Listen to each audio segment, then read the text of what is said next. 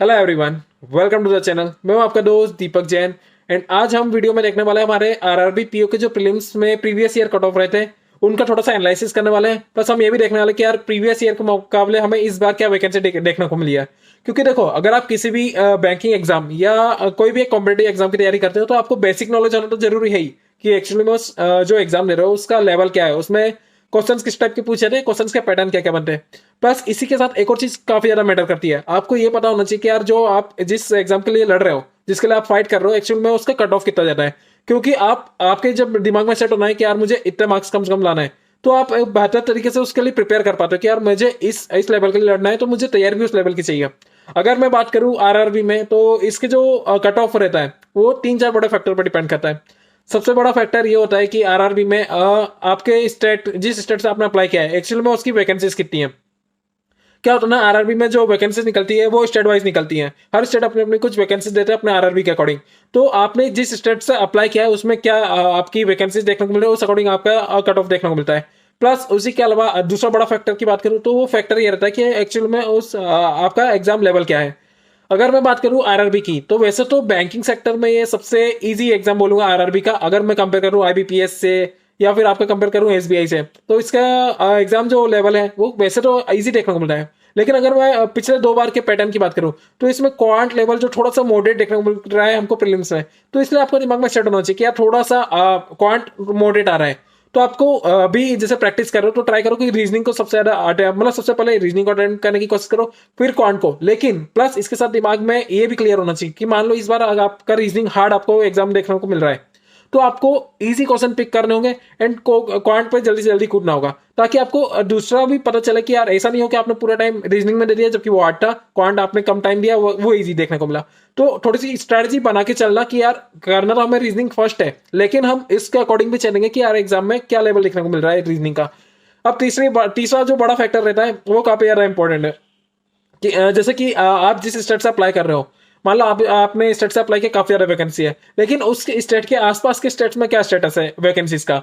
मान लो आपने जिस स्टेट से अप्लाई किया उसमें तो ज्यादा वैकेंसी है, लेकिन आसपास के जो 4-5 स्टेट है उनमें बिल्कुल वैकेंसीज नहीं है। तो क्या होने वाला है ना, जो आसपास के स्टेट के कैंडिडेट है वो भी आप ही के स्टेट से अप्लाई करने वाले हैं। तो ये भी बड़ा फैक्टर रहता है आपके जो रोल प्ले करता है आपके जो कट ऑफ में।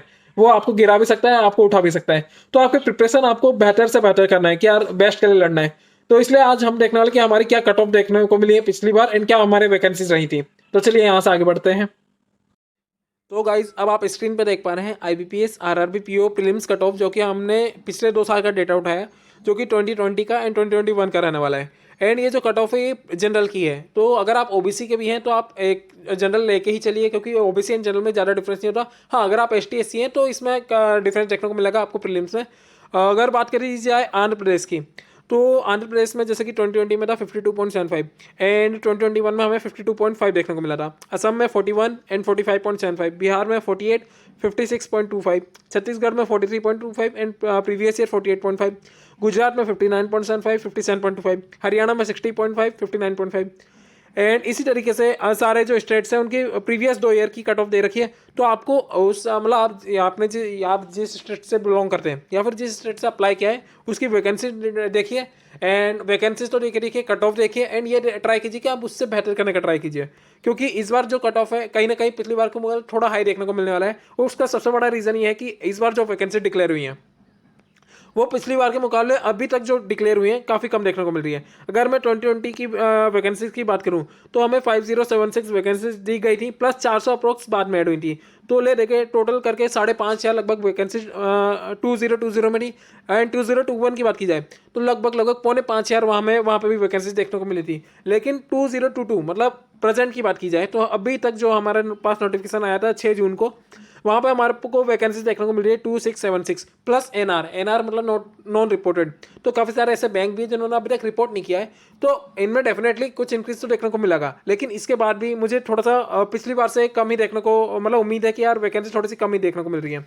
तो इसलिए आपकी प्रिपरेशन पिछली बार से थोड़ी ज़्यादा होनी चाहिए कि यार पिछली बार के कट ऑफ पे मतलब रिलाई कीजिए कि मुझे इतना ही लाना है। आपको उससे बेहतर परफॉर्म करना है, उससे ज़्यादा कट ऑफ क्लियर करना है, सिलेक्शन लेना है।